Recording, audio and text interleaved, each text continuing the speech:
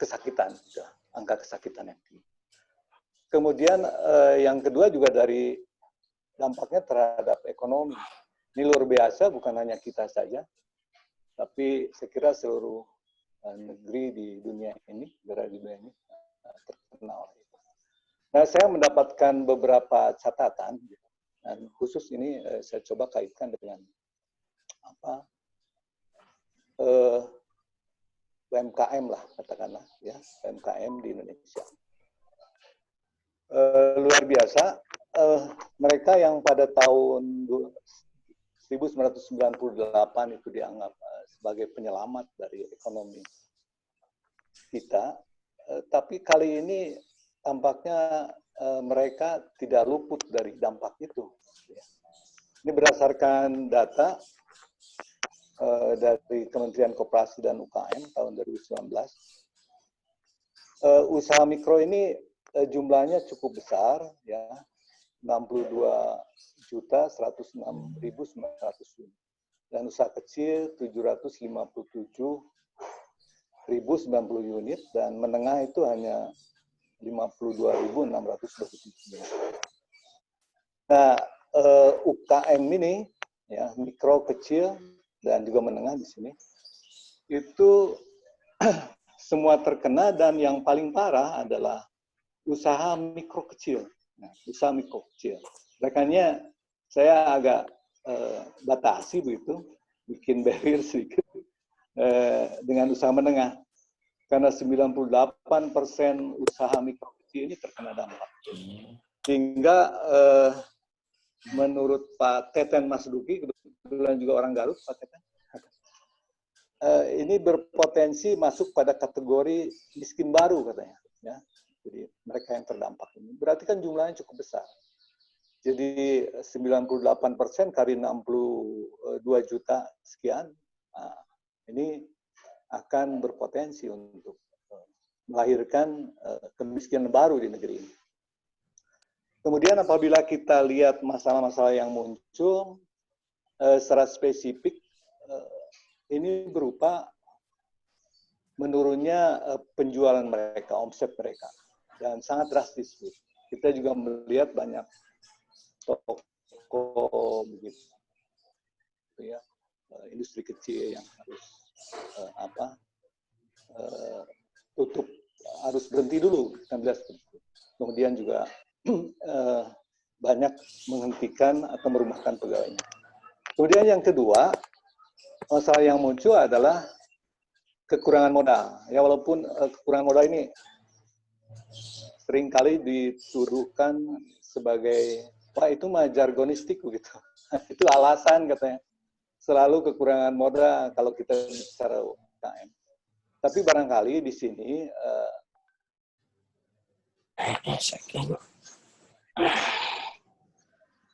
masalahnya adalah bahwa ini kapasitas modalnya begitu, ya, itu menjadi semakin menurun begitu, ya. Jadi kecukupan modalnya begitu, semakin menurun. Sehingga sulit untuk beroperasi.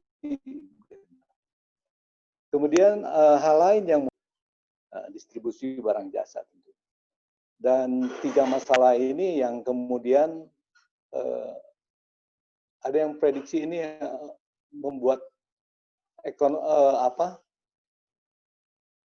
pertumbuhan ekonomi kita, ya, LPE kita ini terkontraksi menjadi minus 3%, seperti itu. Dan menurut Kadin juga ditegaskan bahwa UMKM ini yang terdampak paling parah. Ya, ya, dilanjut Pak, itu slide-nya, Pak Asep, dilanjutkan ke page 4.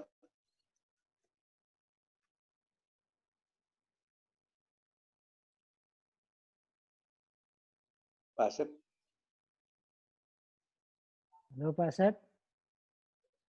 Ke page 4 dilanjutkan slide-nya. Iya, Pak Asep enggak ini. Terus saja Pak. Iya.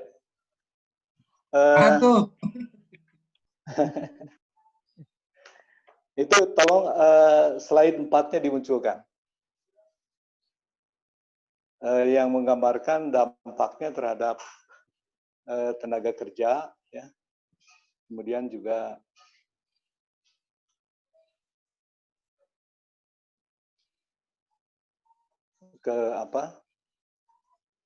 kerugian lain yang ditimbulkan oleh pandemik COVID-19 ini. Baik, Bapak, Ibu, dan para peserta forum dosen yang saya hormati, nanti kita sambil tunggu Pak Asep, mungkin ada kesulitan teknis. Begini, sebetulnya kalau dari topik yang coba saya kemukakan, ya, nah ini hasil survei LIPI yang tadi saya maksudkan sebagai dampak pada sektor yang lain, dan secara spesifik juga di sini diungkapkan, ya, ada semacam kategori, gitu, pengkategorian dilihat dari persentase. Pertama, ini menurut LIPI bahwa 49,4% usaha mandiri ini kegiatan usahanya terhenti, kemudian 57,1% usaha mandiri mengalami penurunan produksi, dan hanya 3,5% saja yang tidak terdampak. Dan ini ketika dicoba diklasifikasi, dikategorikan, ini 41% pengusahanya dapat bertahan kurang dari 3 bulan. Jadi Agustus itu kalau keadaannya masih seperti ini, itu akan terhenti mereka. Ya. Kemudian 24% diperkirakan akan mampu bertahan 3-6 bulan ke depan. Dan 11% diperkirakan mampu bertahan 6 hingga 12 bulan ke depan. Sementara 24% lainnya ya diperkirakan akan mampu bertahan lebih dari 12 bulan. Jadi ini gambaran yang miris sebetulnya, ya, tentang masa depan mereka. Apalagi kalau ini hasil survei ini usaha mandiri yang disebut. Jadi usaha mandiri itu kan usaha yang dilakukan oleh individu, begitu ya, secara perorangan atau individu, dan jenis usahanya sangat beragam. Barangkali Pak Husen, ya, itu termasuk ke sana. Dan saya kira di antara dosen-dosen kita juga banyak yang melakukan usaha individu. Nah, kemudian yang cukup mengkhawatirkan, kurang lebih sebanyak 2.084.593 pekerja dari 116.370 perusahaan dirumahkan dan terkena PHK. Ini data dari Kemenaker RI per 20 April 2020. Dan ini diprediksi akan mendongkrak angka pengangguran, mendongkrak ke atas. Jadi artinya akan menambah jumlah pengangguran ini menjadi 25 juta. Jadi memang tidak main-main, gitu ya.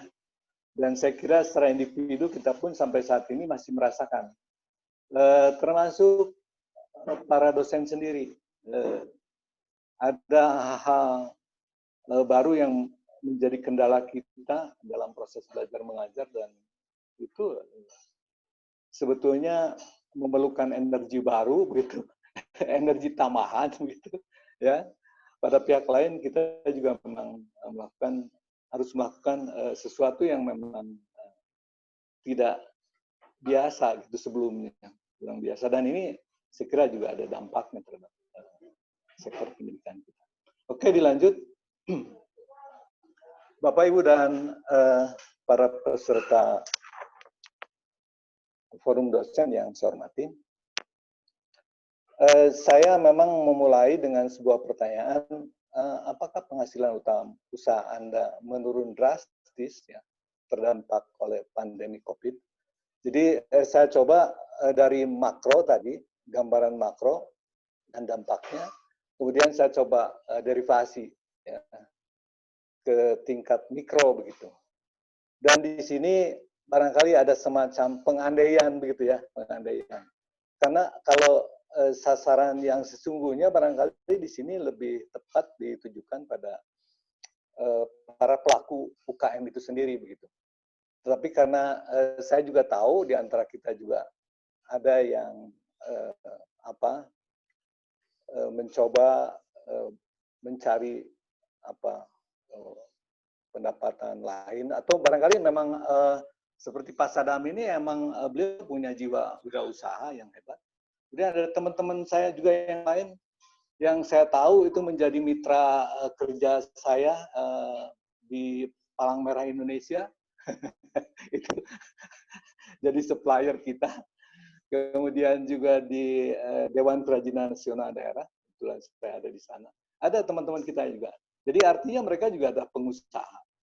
Kemudian pada pihak lain, saya kira kita punya tanggung jawab moral, punya tanggung jawab intelektual begitu. Ketika kita melihat saudara-saudara kita yang pada saat ini tadi sudah dijelaskan, yang tergolong UKM itu ya terdampak sangat hebat. Dan ini tentu sebuah ancaman yang sangat serius bagi ekonomi kita dan ya kehidupan kita.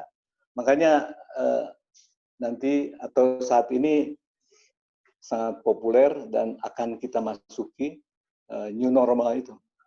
Jadi barangkali begini,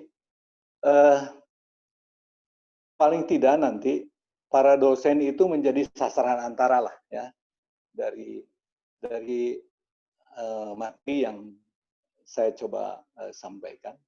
Kemudian nanti kan bisa ditularkan karena di sekeliling kita ya termasuk ada keluarga kita, tetangga kita, kenalan kita yang saat ini juga tengah menghadapi situasi atau menghadapi masalah yang sangat sulit ya terkait dengan dampak pandemi COVID ini. Nah, jika pertanyaan seperti itu maka jawabannya kan sudah pasti bahwa hampir semua terkena ya. Terkena. Mohon ditampilkan lagi Kang Iqbal. Ininya apa? Slide-nya biar lengkap. Bagian kanannya itu belum muncul. Nah, tentu ketika pengusaha ya, apalagi yang UKM terkena dampak seperti ini, ada secara psikologis mereka terguncang begitu ya, terguncang. Boleh jadi di antara mereka juga ada yang paling banyak adalah kebingungan.